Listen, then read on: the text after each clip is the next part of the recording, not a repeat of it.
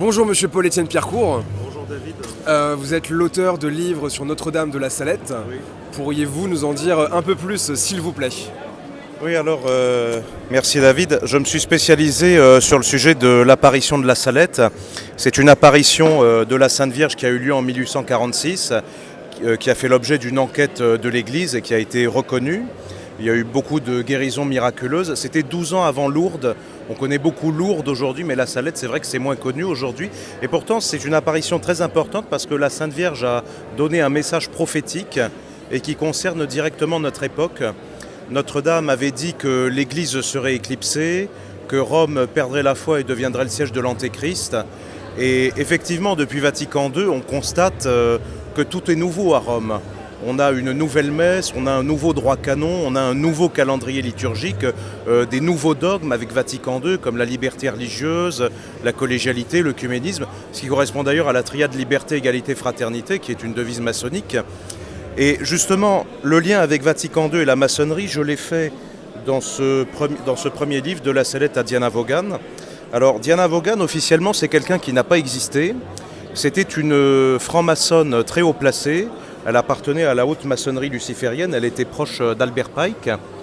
Et à un moment donné, elle s'est convertie au catholicisme en ayant eu une apparition de Sainte Jeanne d'Arc. Et elle a dévoilé les plans de la haute maçonnerie luciférienne à la fin du 19e siècle dans ses mémoires. Mémoires qui sont censées avoir été écrites par Léo Taxil, c'est la théorie officielle, mais cette théorie officielle ne tient pas. Léo Taxil a fait des déclarations contradictoires, et puis il faudrait qu'on m'explique comment Léo Taxil a pu deviner la date de convocation de Vatican II avec 65 ans d'avance, parce que Diana Vaughan a dévoilé un événement antéchristique qui devait avoir lieu le 25 décembre 1961. Et bien ça a été la convocation officielle de Vatican II. J'ai pu par ailleurs faire le lien avec la Salette parce que Mélanie Calva, qui était la voyante de la Salette, a eu la vision du martyre de Diana Vaughan. C'est grâce à elle que nous savons que Diana Vaughan a été assassinée et martyrisée.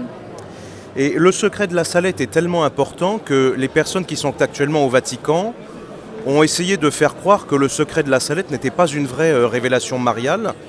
Et ils ont fabriqué un faux secret de la Salette, exactement comme ils ont fabriqué un faux secret de Fatima, et c'est l'objet de ce livre. Pierre Barnerias, qui a fait le documentaire Hold Up, s'est beaucoup intéressé au secret de Fatima, et justement j'en parle un peu dans ce livre, puisque pour moi ces deux affaires n'en forment qu'une seule, et à chaque fois on retrouve Joseph Ratzinger en position clé. Et le secret de la Salette, il faut vraiment s'y intéresser parce que ça nous concerne aujourd'hui. La Sainte Vierge a annoncé notamment que Paris serait brûlé et que Marseille serait englouti, qu'à un moment donné on croirait que tout serait perdu, et que Dieu alors enverrait ses anges pour mettre à mort les ennemis de l'Église, ce qui permettrait alors d'avoir un temps de paix avant l'avènement de l'Antéchrist. Et l'analyse que je fais dans mon premier livre, c'est que nous vivons une préfiguration du règne de l'Antéchrist avec la fausse Église de Vatican II qui éclipse la véritable Église. Donc ça concrétise la prophétie de Notre-Dame, l'Église sera éclipsée. Effectivement, elle est éclipsée par la fausse Église de Vatican II. Et ces imposteurs de Vatican II sont tellement gênés par le secret de la Salette qu'ils ont fabriqué un faux pour essayer de faire croire que Mélanie Calva, la voyante de la Salette, n'avait pas reçu une révélation de la Sainte Vierge, mais qu'elle avait inventé un texte en quelque sorte. Eh bien, la véracité et la concrétisation des prophéties montrent que le secret de la Salette est authentique. Et j'invite ceux qui écouteront cette vidéo à s'intéresser au sujet. Et s'ils veulent se procurer mes livres, ils peuvent le faire en allant sur le site des éditions Saint-Rémy, saint-remy.fr. Voilà. Très bien. Exactement. On peut retrouver votre chaîne YouTube qui est aussi Pierre-Étienne Pierrecourt. Alors j'ai aussi une chaîne YouTube, oui, Paul-Étienne Pierrecourt. J'ai fait notamment une vidéo sur Jacques Attali qui a pas mal marché. On est pratiquement à 100 000 vues là. Je passe au peigne fin le dictionnaire du 21e siècle de Jacques Attali qui date de 1998 et dans lequel il parlait déjà prétendument d'une pandémie mondiale avec des mesures de confinement qui permettraient d'instaurer un gouvernement mondial.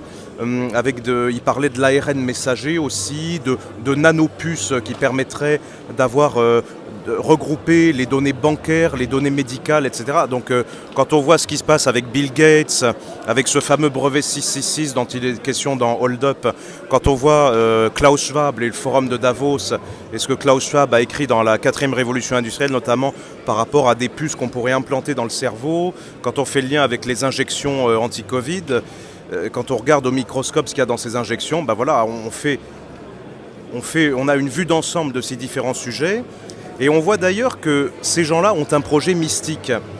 Je parlais du brevet de Bill Gates, le brevet 666, et c'est un système de crypto-monnaie utilisant les données de l'activité corporelle. Et ça renvoie à la marque de la bête. On ne pourra plus acheter ni vendre sans la marque de la bête. Donc on voit bien que nous avons affaire à des fous mystiques, à des fous sataniques qui veulent concrétiser le règne de la bête. Et je pense que si nous voulons combattre efficacement contre ces gens-là, eh bien il faut revenir à Dieu. Et le secret de la Salette, je pense, peut être un bon moyen pour revenir à Dieu, notamment quand Paris sera brûlé et Marseille englouti, les Français seront bien obligés de reconnaître la véracité de ce message marial, la véracité du surnaturel, et de revenir à Dieu s'ils veulent œuvrer pour le bien de la France et retrouver un temps de paix.